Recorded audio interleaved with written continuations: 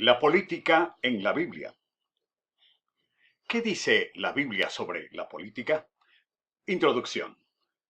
La política en la Biblia no es lo que crees, pero es más de lo que piensas. Sobre este tema, la idea más importante en el Antiguo Testamento es que Dios es el creador del mundo.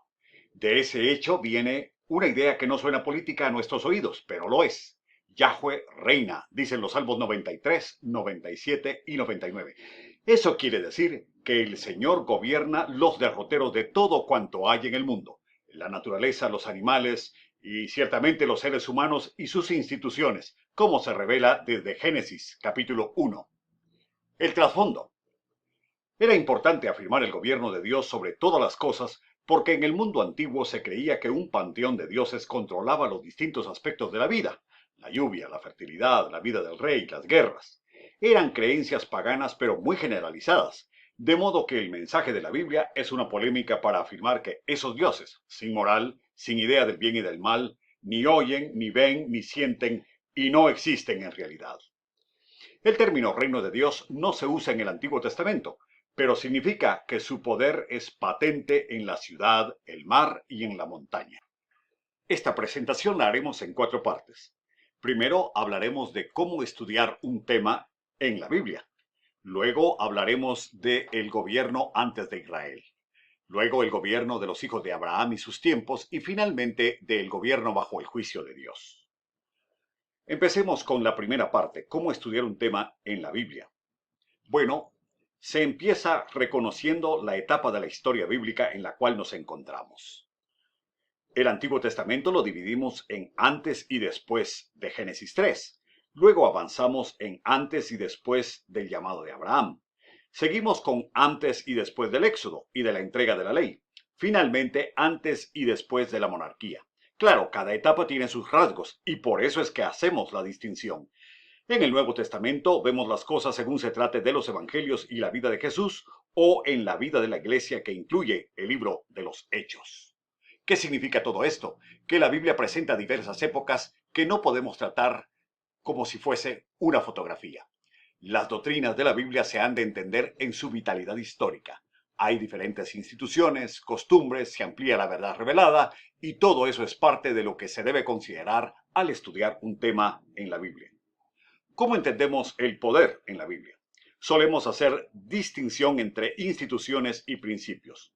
Los principios tienen que ver con la fe y las creencias del pueblo. Debemos entender que la Biblia se ocupa de la obediencia a la palabra de Dios y a ella se someten hombres y mujeres de fe, sean jueces, reyes, profetas o sacerdotes. El poder del hombre viene de lo que Dios sobrenaturalmente hace a su favor cuando el hombre cree, espera en Dios y le obedece. ¿Cómo entender el papel de las naciones? Dios es soberano, lleno de gloria y majestad. Controla a las naciones, a sus reyes y doblega a sus ejércitos de muchas maneras. De hecho, el papel de las naciones e imperios en el plan de Dios es usarlas como la vara que disciplina a Israel y a todos los reinos que se llenan de soberbia. En segundo lugar, hablemos de las etapas del gobierno antes de Israel. Antes de la caída, Dios nombró a la primera pareja de administradores y les entregó el mandato cultural en Génesis 1, 26 al 28, sojuzgar la tierra y señorear sobre ella. Son sus vicerrectores y administradores con poder delegado. Poseían libertad y podían crear cultura, civilización y riqueza. Dios les entregó la ley en una cápsula y decía, de ese árbol no podéis comer. La pareja desobedeció y empezó una espiral descendente. El poder estaba en Dios y servía para que la pareja cumpliera con su voluntad. En segundo lugar, tras la caída, el hombre sufrió muerte social, muerte ecológica, desgaste emocional y muerte física, finalmente muerte espiritual. A partir de ahora los hombres lucharán por el poder, pelearán por la atención, se harán violentos como el caso de Lamec y crearán una civilización basada en la violencia, la apariencia, la belleza y la soberbia en vez del amor a Dios y al prójimo como se ve en Génesis capítulo 6. Esta condición terminó con los hombres de cierta reputación de justicia de aquella época y se acortaron los años de la vida del hombre, culminando todo con el juicio del diluvio en Génesis capítulo 8.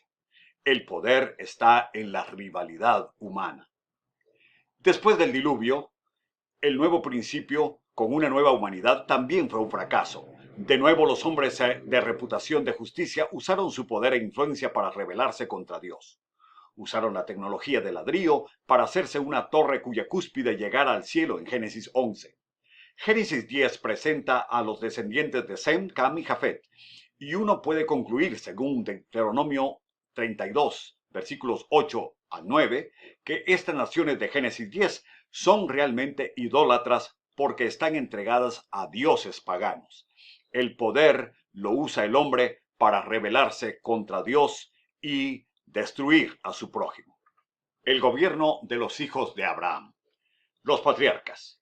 Con el llamado de Abraham, padre de muchedumbre, Dios le entregó una promesa que consistía en descendencia, en bendecirle y darle la misión de bendecir a la humanidad.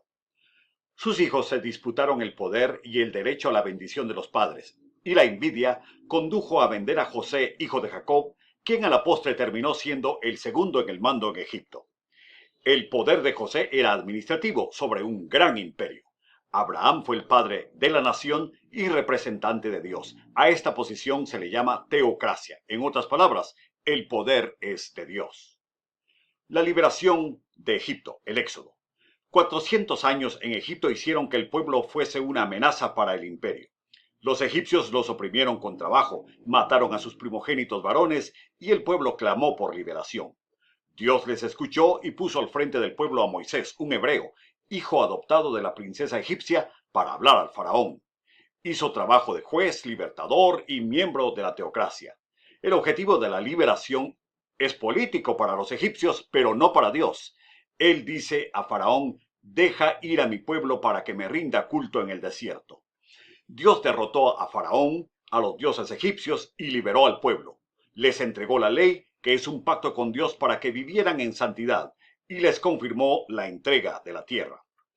La conquista de la tierra. Dios condicionó su bendición a la tierra a la fidelidad del pueblo a la ley, al pacto con Dios. Esa ley incluía amar a Dios, amar al prójimo y guardarse de la idolatría y de las creencias paganas propias de Canaán.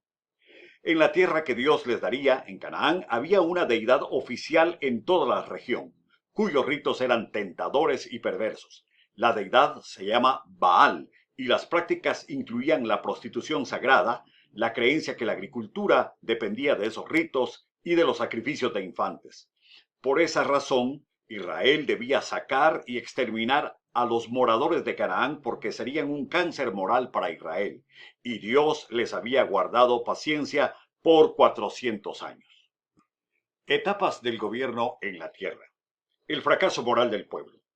Tras la conquista de la tierra, al mando de Josué, el pueblo cayó en la idolatría. Los jueces eran líderes regionales, hombres de guerra, dubitativos y a ratos francamente perversos. El pueblo cayó en la idolatría y estos salvadores fueron estrategas poco espirituales. El pueblo empezó a creer que tener un rey haría la diferencia.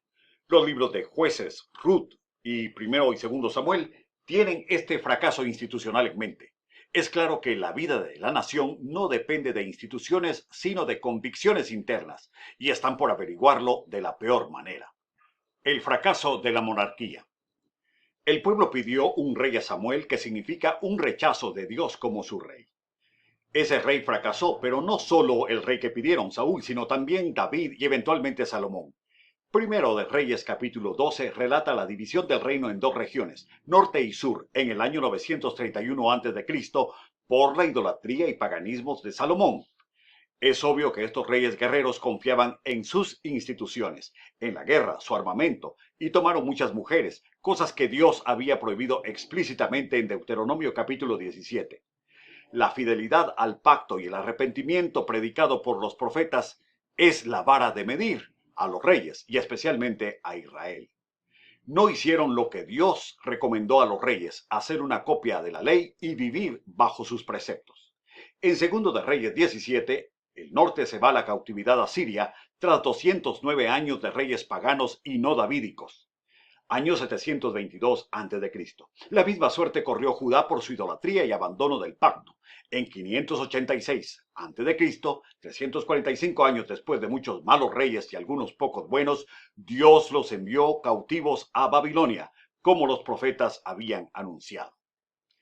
La esperanza política de Israel. Tras el fracaso de la monarquía y 70 años de cautiverio, Babilonia había caído ante los persas y un rey de estos, Ciro, fue movido por Dios a permitir el retorno del pueblo como cuentan Esdras, Nehemías y el profeta Ageo. La monarquía de Israel nunca se recuperó. Lo que sí aumentó en estos años fue la expectativa de la venida del Mesías, el verdadero rey, el ungido para llevar adelante el reino de Dios. El Mesías vino y fue rechazado por el pueblo, y Dios juzgó ese rechazo en dos actos en los cuales Roma destruyó a Jerusalén. Primero destruyendo el templo en el año 70 después de Cristo y luego arrasando con la nación entre los años 125 al 132, eliminando a 65.000 judíos y prohibiendo habitar su territorio. La lección de todo esto es que el verdadero destino de Israel se encuentra en manos de un rey cuyos principios se hallan en Mateo capítulos 5 al 7. No es la política que conocemos hoy, es la fuerza interior del Espíritu Santo que actúa en los creyentes mientras esperamos la segunda venida del Rey. Y esta es la enseñanza de la política en la Biblia.